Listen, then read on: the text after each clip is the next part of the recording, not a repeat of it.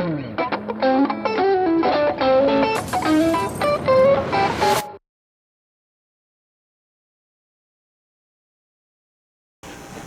of all, I want to congratulate, I love to congratulate all the winners, but it would take like an hour and a half, so we're not going to do that. But Matthew, Chip, Cole, Don, great going. And Cole, Georgetown is a better place because you're there. I mean, that's a great accomplishment, and all the best, great school, you're going to be great. You know, there are 10 previous, as Quinn alluded, there are 10 previous recipients of this award, and I took the time to kind of go and look into a few of those. 5 of whom I was fortunate enough to meet, 5 of whom I never met. But one I never met, Jay Wood Platt. I mean, how can anybody, I mean, Jay Wood Platt synonymous with Philadelphia golf. I'm not sure people realize that not only did he win the championships in, by the way, all these men won championships in Philadelphia, amateurs, Silver Cross, you name it, Pennsylvania, amateurs. Jay Wood Platt also played in 1921 on the first international match between Great Britain and Ireland and the United States, the predecessor to the Walker Cup. He played with Bobby Jones, Francis Ouimet. So he was quite the amateur player and quite the character in Philadelphia, and I can't imagine a better man to be synonymous with our caddy program and everything in Philadelphia golf as Jay Wood Platt. Many of the others, also, as I said, have also won championships, but the ones I did get to know, or knew a little bit, Duff McCullough, Huntington Valley, what a character. I remember going to Pine Valley and watching Duff. He'd be down at the end of the range hitting balls with his shirt off. You know, back then that was kind of done. We don't do that anymore down there, but it was kind of fun back then. I hadn't been there very long, so I never said anything to him about it, but he was quite a colorful guy and just a great guy. You know, John Dineski, last year's recipient, you know, I tried to learn a little bit about golf from these men. You know, as you grow up, you try to look at them and gather something from each of them. John Dineski always had a smile on his face. Not only did he have a beautiful golf swing, and he was obviously competitive, but he always had a smile and always put his hand out. And although I didn't get to play a tremendous amount of golf with John, the rounds I had were very enjoyable.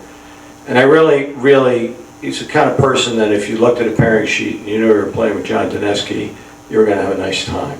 He was a wonderful man. Certainly Gordon Brewer, incredible competitor, very quiet, reserved man, but boy, when you watch Gordon play, even today, as obviously a recipient of an award this year, remarkable what he's done over the years, and to watch his competitiveness. I'm not sure we ever had a finer gentleman in Philadelphia golf than Gordon Brewer. You know, Big Bill, obviously, great to see you tonight, and your just tremendous man. I think I played some of the best golf with Big Bill. I've never met a more elegant man on the golf course than Bill Hyndman. You know, they called him the Weeper because they said he used to complain. I always found that he was complaining with me as opposed to against me. He would always say, well, why do they put that hole back in the right-hand corner for? Why do they do that? And stuff like that. But it was always with you. And I was fortunate enough to get paired with Bill. And again, he was obviously many years my senior, but still watching him navigate around the golf course in the most graceful manner, and I think that's the best way I can describe him. He was the most graceful player I've ever been around, and just a wonderful man. Obviously Jay, what can you say about Jay Sigel? Obviously the most decorated amateur golfer maybe since Jones. I played with Jay a number of times, played against him on many occasions.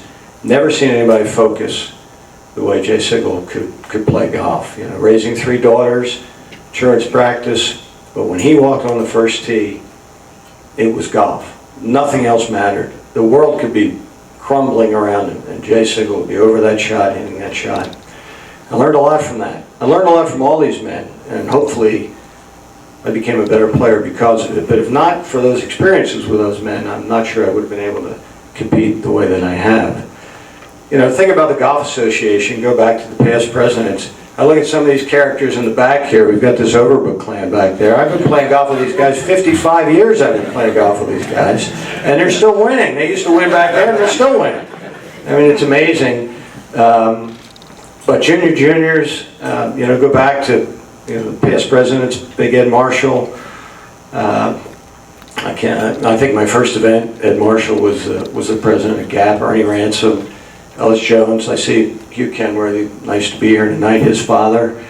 On and on about just all the time and effort that the past presidents put into enriching our lives as youngsters and then growing up and volunteering all their time. It's just amazing the impact that they had on all of us doing it. And I'll never forget Peg Burnett. I know the guys in the back remember Peg. Peg was a beauty. She was, she kind of directed everything, and you know, as a young man, when you played under Peg, you'd walk off the golf course and you'd want to tell her about every hole or all the stuff that went wrong, and you know, Peg would say, buddy, how'd you play today? And I'd say, I'd start, and she said, no, buddy, you played, I had a nice day, Mrs. Burnett, and thank you for asking. That was the only response. There was no other response. Didn't matter what you shot, it was, I had a very nice day, Mrs. Burnett, thank you for asking. So, I mean, there was a lot of mentoring, and then Jim Sykes, he's no longer with us, but what a wonderful man and past champion, and he guided the association. Now, of course, we have Mark, who's doing a great job. I think that what we learned from the association, or at least what I felt, is that I knew, and I learned this coming along, that if we could compete in Philadelphia because of the quality of the association, the golf courses we played, the way the events were run, that if we could participate and be successful in this city, we could go anywhere and be successful. And fortunately, I had some of that, and the people before me probably had more, but I think it's proven even today. So to the young people that are in this room tonight, if you can win here, you can win anywhere. And that is credited to the Golf Association. We play the best golf courses, the tournaments are run properly, the qualifyings are run properly. You know, it's funny, I had some fortune to play in a lot of USGA events, and all but one I've qualified in Philadelphia. I would never leave Philadelphia to qualify, because I felt if I couldn't qualify here, I didn't deserve to go. And it's a credit to GAP, because they always pick great places, and it was an accomplishment to make it here.